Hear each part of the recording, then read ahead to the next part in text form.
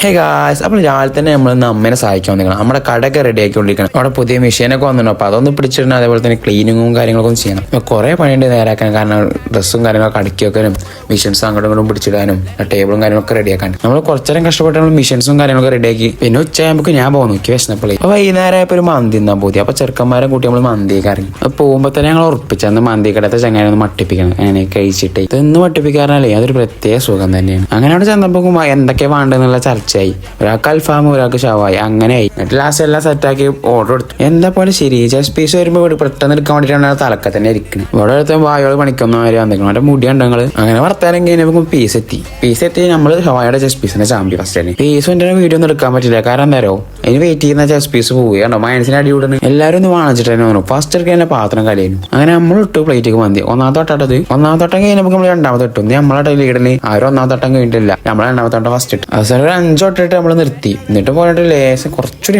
അങ്ങനെ മന്തിയും കഴിച്ച റാത്തായി. പിന്നെ ബില്ലും കൊടുത്ത് ഞങ്ങൾ വിട്ടു. അപ്പം അത്ര തന്നെ ഉള്ളൂ. മറ്റൊരു കാര്യം ബൈ.